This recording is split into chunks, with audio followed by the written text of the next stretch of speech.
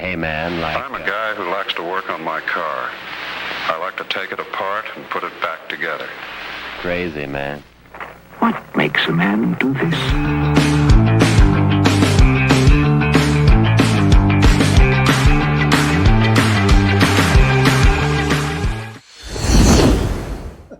Take 400. Okay, do it. With me today is Paul Velasco, photographer, colleague, friend, someone who, during the end of apartheid time, early 90s, we photographed the violence and political change that led up to the 1994 election of Nelson Mandela. Yeah, hi, Paul. Hey, Graham. It was a long time, but I'm glad we connected. Good. You know, it was, you know, I don't think I've seen you in the flesh for a hell of a long time. And we've been trying to get this going for like 4 months. Yeah. Two boomers trying to fucking vlog. Anyway, yeah, I was trying to think when we met, and obviously, you know, it couldn't have been so momentous because I don't actually remember the exact date.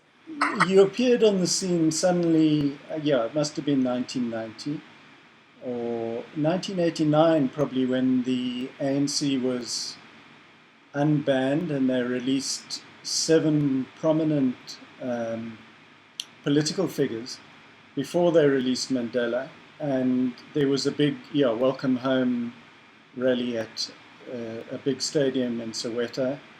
And I remember you were the guy with the long lens. We all had short, 24 to 70 lenses, and you were the only guy with a 500mm lens, and you'd stand right on the other side of the park, and then we just thought, who's this guy pitching up with his long lens?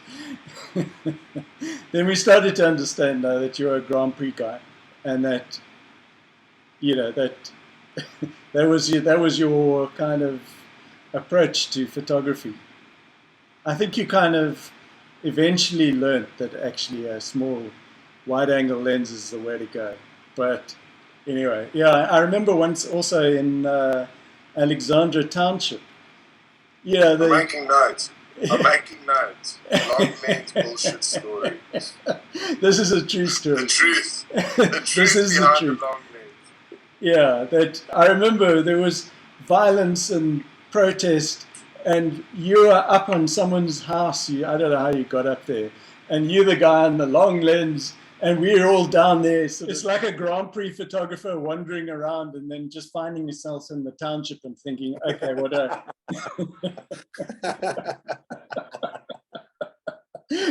I doing here? What am I meant to photograph? Why is everyone else there right up close with their wide-angle lens, and I'm sitting on top of someone's roof? Yeah. No, look, that's a good question, but it's again, I was a sports photographer, so my instinct when I had some money to invest in to be a photographer after my studio kind of adventure, that was it, because I was shooting sport, and I used to go to Formula One. I used to go spend like 3-4 months in Europe in the beginning, just before I went for a full stint. And yeah, I did that just about every year. In the summer I would go to Europe. So having that lens was obvious. And to be honest with you, the wide angle thing, yeah, I got it. I mean, I understood it. I understood the gig, but I also felt that it was also an era where, and you got to indulge me here, is that you guys with all your little cameras running around with your 28.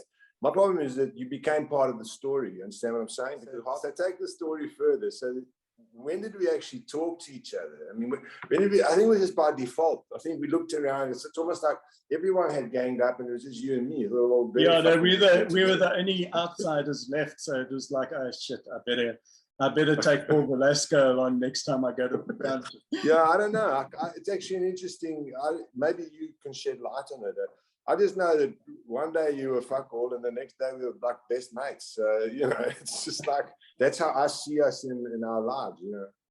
Yeah. It was a strange thing because one had to psych oneself up, but in a way it was good to have someone else there, because you had to kind of man up so you didn't look like a wimp. Yeah. And then I think in fairness, I think most of my best pictures of that era are probably shot around when we cruised at those times. I mean, we saw a lot of stuff. I mean, every time you went out, you knew you had something good. Yeah. No, but there was pressure on us as well to get, I mean, because we were because we were selling our photograph, or we were hired by Reuters at the time, we had to kind of beat the opposition, which was Associated Press and Agence France Presse. So we couldn't. There was a motivation to get out there and to get the winning shots. But the thing is, we did know, whatever you knew when the best picture was out. Yeah, because you just look and you'll be able to see, oh, damn it, John Parkin from Associated Press got a real winner, and you got a kind of average picture of the same scene. So you really knew whether you had actually won the day or you didn't. It didn't matter what the official player report was. Basically, you knew who was the winner. Yeah. No, I think that pretty much summed it up. Well, just for the record, I mean, Judah Ngwenya was the permanent photographer at Reuters news agency at the time. And his instinct... For many years. Yeah, well, for quite a few years. And he passed away a few years ago. But it was interesting. I remember, because growing up during apartheid, it's so difficult. People out of South Africa just don't understand this. But he was the first sort of black friend that I had, and I was by that age 26, 27 or whatever. And it's quite interesting. Like he was, and it wasn't because that was this idea, I'm going to make a black friend. It was just Judah was a good guy, and we worked together and we became friends. And I mean, even up until the day he died, we were in contact. And yeah, he was just a cool guy. But it's quite interesting that apartheid really worked so well, because you never met someone in your normal course of life that you just think, oh, well, here's just a black dude, I'm working with him. He's cool, he's not cool, whatever. So anyway, that's just an aside. But, normally it was humor that got us through the day. Yeah, and pushing each other.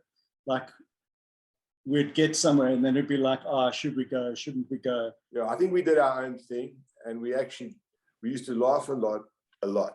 Because we used to call ourselves the B team and the Bong Bong team. Yeah, the Bong Bong Club instead of the Bang Bong Bong Club. And the B team, because we were late, we escaped and we arrived late, but we still got the pictures, so it was cool.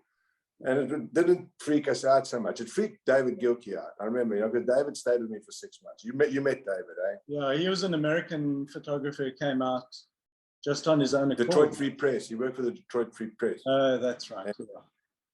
Yeah, Sam, we were going to catch up in Dubai, but he got taken out in a landmine explosion. I love David. David's a fantastic guy, but David couldn't understand these guys, these bang bang guys. He just always used to say to me around. Because he stayed with me for 6 months, right? He was based in my spot, and he went to Rwanda from there and shot amazing stuff, did edits together.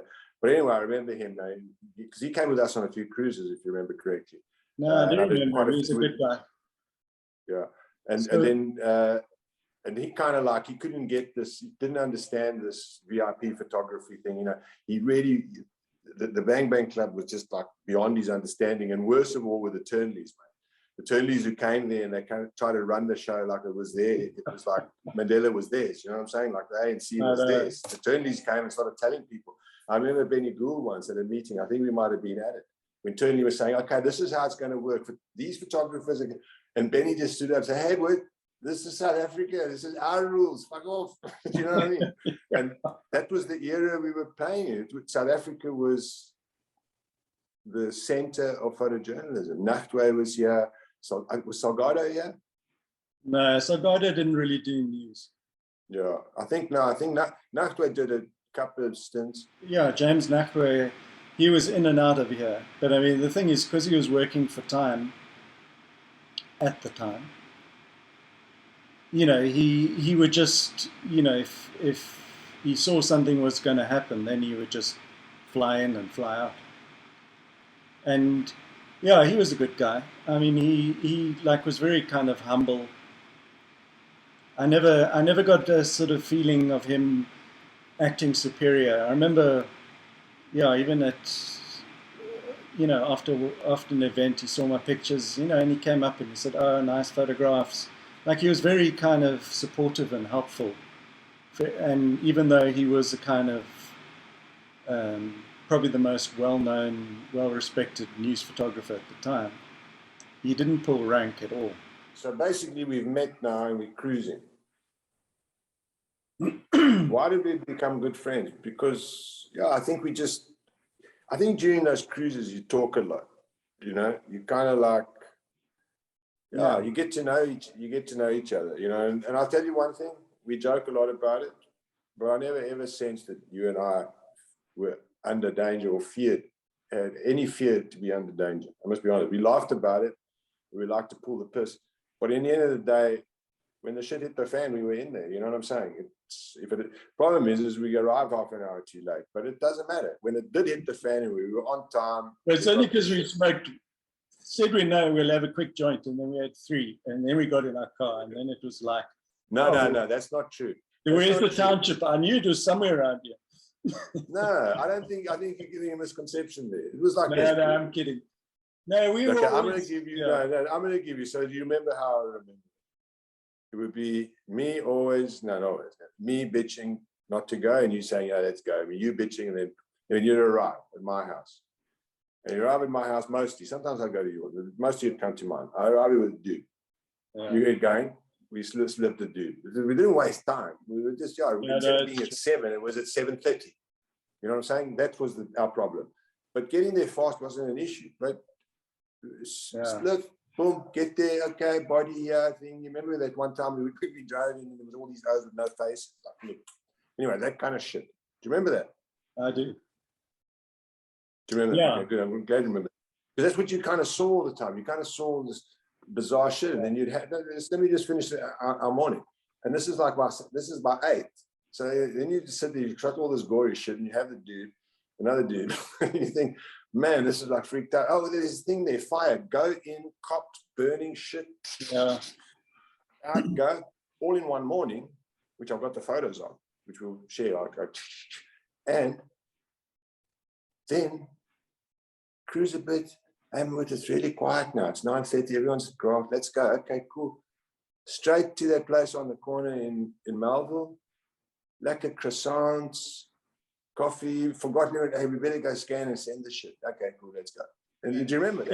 It was a real sort of weird schizophrenic kind of lifestyle, because you'd be. I remember once we thought we'd count how many dead bodies we were like confronted with. And I remember there was 11 one day in an hour or something in Soweto. And every morning it was like ridiculous. Yeah, and how does one's brain cope with that kind of onslaught of, and it wasn't just, oh, that's a dead person. It's, the family crying and mangled bits of flesh, and then we would just cut that stuff off and then go back to the suburbs and... Yeah, what as was you that say. cafe called? De la Creme. One on the corner? De la Creme. I mean, can you see the two contrasts? I mean, it's ridiculous. You just can't see the gore, blood spilled, and you suddenly had De la Creme. Yeah.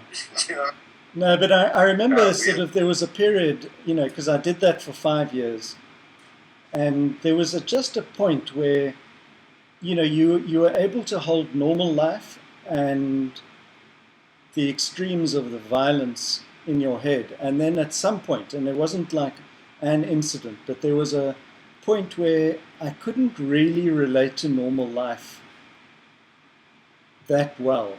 Like, I felt most at home when I was out there doing the stuff we were doing. And it was strange. It took me a long time to kind of reintegrate back into sort of normal society, but I would, at the beginning, I think I leant more towards normal life, and the violence and the photographing the violence was the abnormal, and then that became the normal at one point, and I couldn't relate to people. I would just look around and think, these people don't know what's going on, and I'm operating in a different world. I don't know if you felt that. No, you see, not really. I'm a bit of a loner, so I'd go and spend time alone or with a friend or two, and that was it. I'm, you know, so and in fact, Gilkey lived there a while. There was a guy called Paul Shepherd also that came around, and yeah, I mean, I know what you're saying, and I think it affected a lot of guys. I mean, some guys took lots of drugs, as you know, because, you know, some of our buddies. For me, you know, I just go home and I can switch off. I used to just switch off totally. Maybe that's, I'm psychopath or whatever, but I can, like I said to you before, I can compartmentalize. So yeah, I would be there, and then in the evening I'd go to a party or go and have dinner with friends, and just not even talk about it. Just like, how was your day? No, it was cool in the townships. I was saying the townships we saw 48 bodies. No, it's just like, I could switch it off and then only switch on again when he called me the next morning to go for the next cruise. You know, I was able to do that. I'm going to close, maybe this could be the closing statement for you. And I say this with huge respect. There's two types of photographers. There's the vocation photographer and there's the vacation photographer. Okay, vocation photographer. Is that what you're saying? Vocation and vacation. I'll explain it. Vocation is like a priest, someone who dedicates their life, and priest is the wrong word, but someone who dedicates their life as a mission, you know, as a person who is super dedicated to this craft, and they are vocation people. Is that why you'd always refer to me as Father Graeme? No, that's not the reason I call him Father Graeme. I never did. No, this is serious. Don't stop my spread of fucking thought. Okay. Tell me your wisdom. So, the difference between vocation and a vacation photographer. Vocation photographer is a guy who commits, is dedicated. A guy who goes and does a hospice and spends 10 years covering that hospice. A guy who goes to Vietnam and spends 20 years just documenting how the war affected the children. The Sebastian Salgados, the James Nackworths, the Graham Williams, okay? Those are vocation photographers, people who live it. I'm not a vocation photographer. Of course, I'm a vacation photographer. That's why I'm a sports photographer. It happens in 90 minutes and I shoot it. The Grand Prix, 3 days, I shoot it, I'm gone. You know, cruising in the townships, go 1 day in, hour 2, boom, I'm gone. Okay, I did it for a year because I was getting paid and everything, but it wasn't like, If I go to a hospice like you did, and it's beautiful work, probably your most meaningful work ever. If I go to a hospice like you, I want to go spend 2-3 days, boom, go, and I'll shoot beautiful pictures. I'll shoot great pictures, you know that. But I won't have the commitment to go like you did for 10 years, to go to the same place, do the same thing. That is so admirable, it's beyond me. You know, I only admire people who do stuff that I can't do, and I can't do that. I don't have that commitment. I don't have that dedication. Even for my Formula One, I know Formula One photographers that are like it. They are so driven. They become, that's their life, and I love it. But I'm not that. I'm open the window, I shoot, close the window, I go. I mean, that's interesting because, and it's probably why we kind of got on working together, because we kind of were coming to it from a different point of view, you know, and there was, I have to say I never, you know, we joke around, but I never really felt like a competitive edge thing.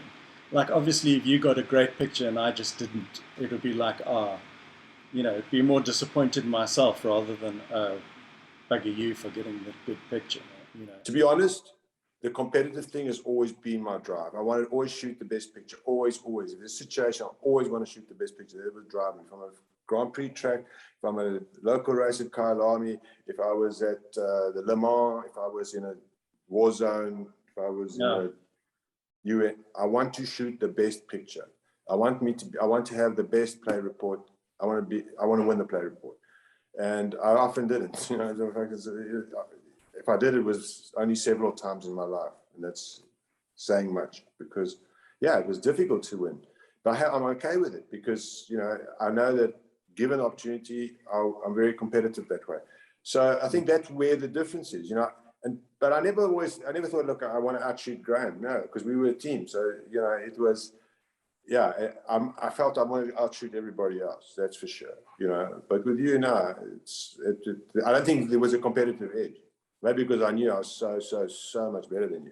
But, Yeah. I don't know. Exactly. It could be. So I think we both lived in our own movies where we were the hero. Yeah, exactly. And I was like, yeah exactly. We were both Robert De Niro's, and the other person was Woody Allen. Exactly. Yeah, you stole my line, boss. Anyway. That was a good line. Chat. Yeah, that was a good chat. All right. Well, let's leave it there, and maybe we can pick it up another point. And Is it over yet? This is good. It really is. What are they? Well,